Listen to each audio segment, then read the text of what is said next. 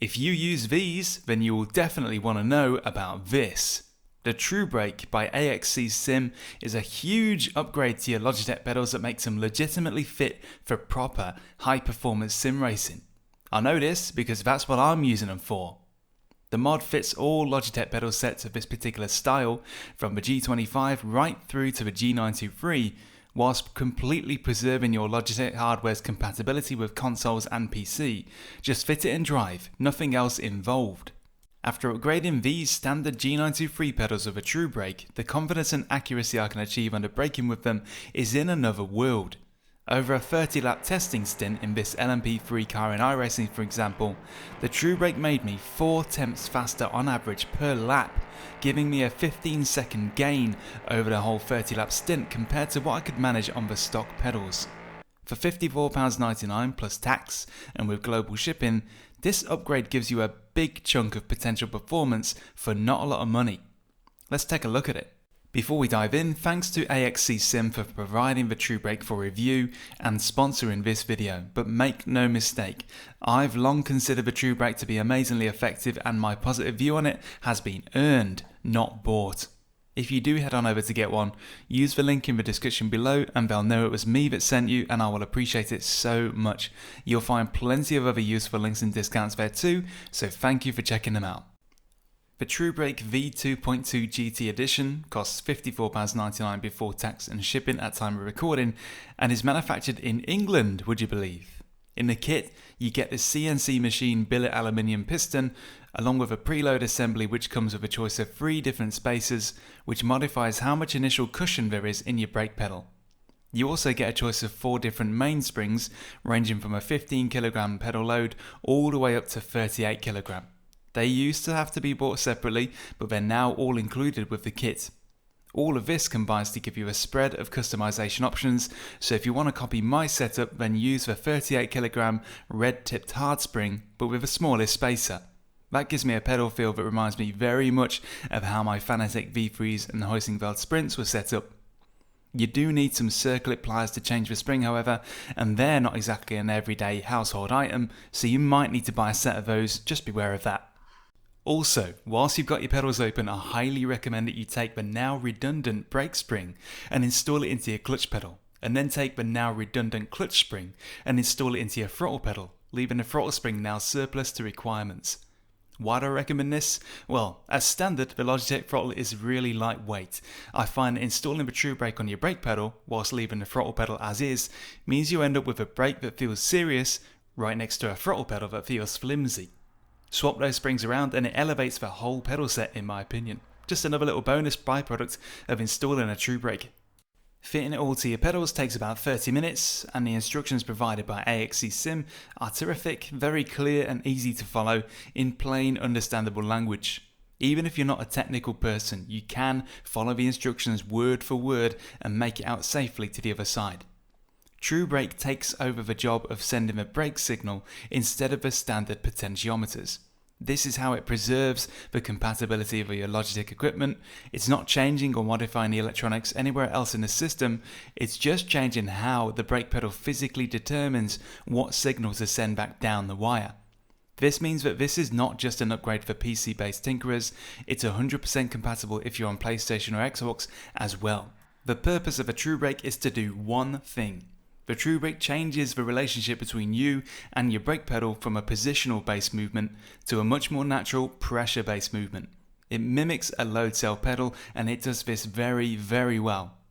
This results in you being able to train and dial in your braking to a much more accurate and consistent level by changing what muscles you use to brake with and the way you do it. You'll feel far more connected to the brakes and far more confident in your own ability to judge them. The end result is faster lap times done more consistently, leading to better racing and more enjoyment. So, if you're using standard Logitech pedals right now, you'll be used to braking largely by changing the position or angle of your foot. There might be a spring or buffer that resists it a bit, but mostly you're having to judge it by position.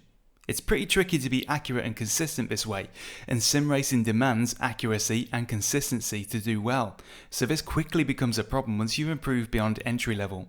Your skills will outgrow your equipment. With a Truebrake installed, your brake pedal becomes much more closely linked with pressure instead of position, and your body is much better at memorizing pressure or force-based movements. Think about the hundreds of ways your body has effortlessly catalogued how much force your everyday actions require.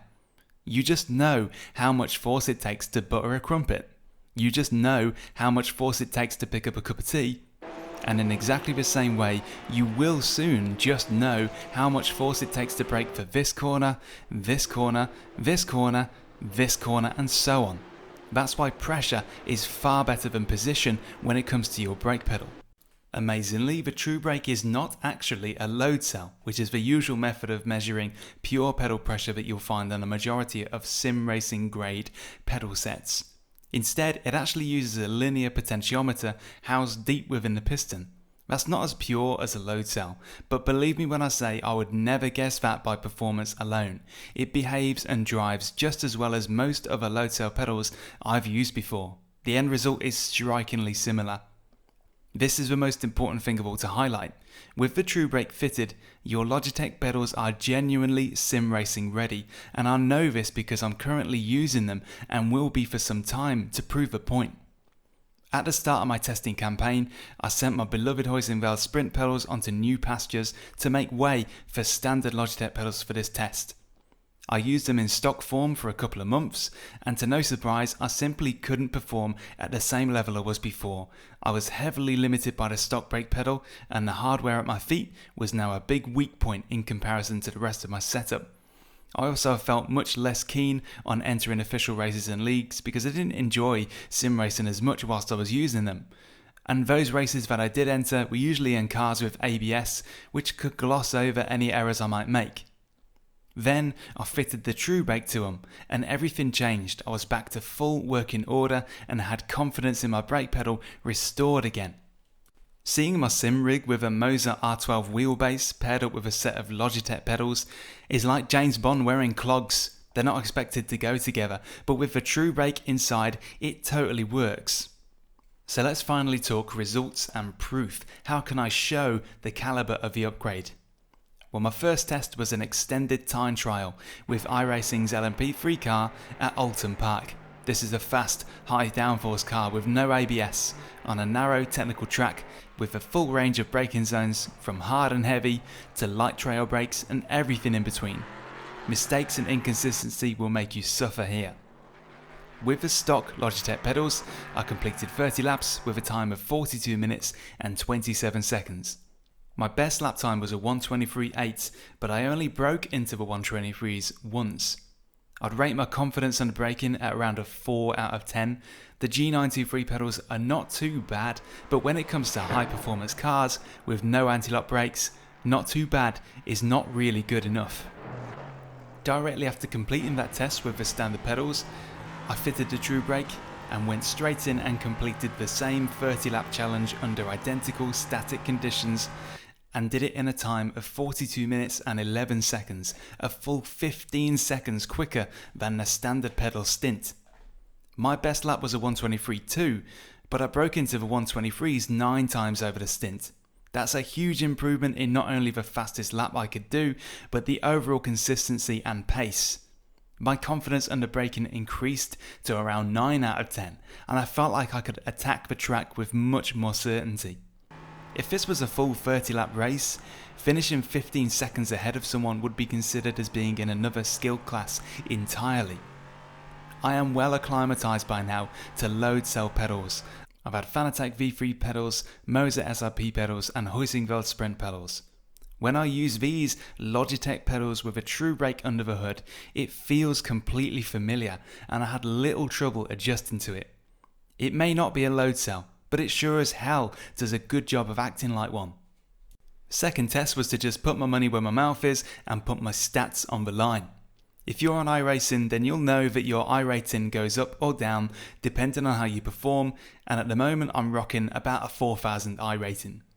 After swapping out my pricey Huizenfeld Sprints for these basic Logitech G923 pedals fitted with a 65 quid upgrade, what do you think happened to my iRating? Did it go up? Did it start to plummet? Well, it basically stayed the same.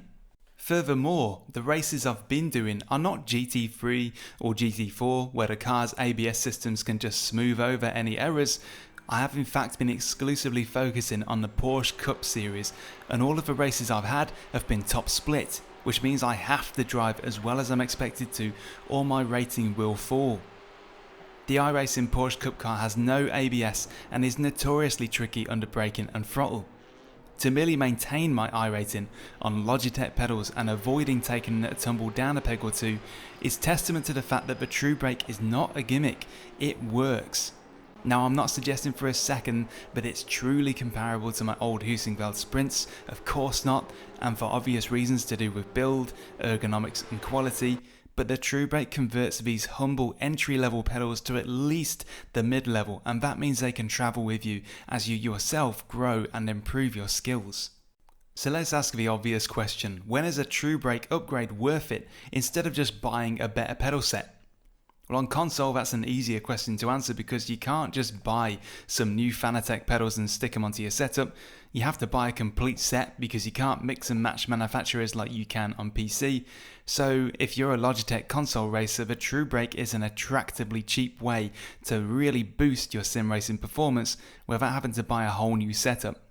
It's basically either this or spend hundreds of pounds switching setups entirely. On PC though, it's a bit more complex because you've got more choice. You can near enough use any pedals you like. I've used quite a few pedal sets by this point, and this is how I rank them in terms of which I'd prefer to use in an important race. At the bottom of the pile would be the Fanatec CSL pedals without the load cell, then the Fanatec CSL pedals with the load cell, followed by the Moser SRPs. And I would actually put the Moser SRPs as equal with the Truebrake Logitechs. Above that, the Fanatec Club Sport V3s, and top dog of course is the Husingveld Sprints. However, when you attach the cost to each of these devices in my ranking, it frames my point perfectly. Whilst I consider it very good value and very effective overall, you need to know a couple of things before you buy. First and foremost, you're going to need a cockpit of some kind.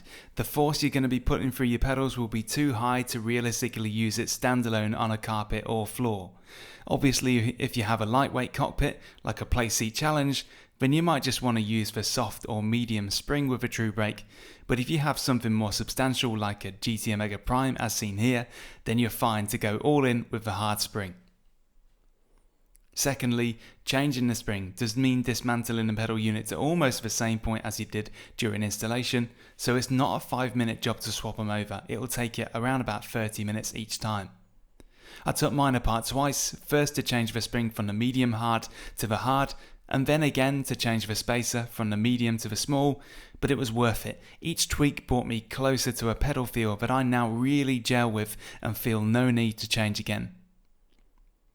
Thirdly, if you use the hard 38 kg spring like I do, then you might find your braking foot getting a bit sore after a while and you might have to start using shoes. I've started using my race shoes again on these G923 pedals because of it. I don't mind, but it does make jumping on and off the rig a little less convenient. Don't expect any pedal bling either. The Truebrake looks great, but it's sadly covered by the top half of the Logitech's piston housing, so you'll have to appreciate the shiny machine piston housing before it goes into the pedals, because you might not be seeing it again for a while. Also, if you currently find your Logitech pedals too hard to push down, then think twice before getting this mod because it will only get firmer. I only raised this point because in an earlier video about making Logitech pedals stiffer, I saw a fair few comments saying that they found the stock pedals too stiff as it is. And lastly, while the Truebrake is going to do wonders for the stuff by your feet, you'll still be held back by the Logitech wheelbase you're using, and that will then become your biggest bottleneck. However, if you're on PC, you've already got decent pedals now, you just need to sort the top half out. You can use a Logitech G adapter to connect your pedals directly to your PC as I've done here, or you can use a Leo Bodner cable, a third-party solution. So my conclusion about all of this is pretty simple and predictable. I really like the Truebrake. I think it does an amazing job at converting entry-level Logitech pedals into real mid-level pedals that can legitimately be used for sim racing. And that'll be of huge interest to you if you're in the earlier stages and still on this hardware. If you are serious about sim racing, but you can't spend hundreds to replace your Logitech hardware yet, I'd say the Truebrake is the absolute best value thing you can buy to improve your equipment and extend its useful life until the day comes when you outgrow it entirely. If you've had a Truebrake, share your thoughts and experiences in the comments below so that others can hear from more genuine voices, and I like to hear it as well. Remember to use the link in the description if you're heading over to buy one, and like this video if you found it helpful or entertaining. Subscribe for more in future. Thanks again for watching. Cheers.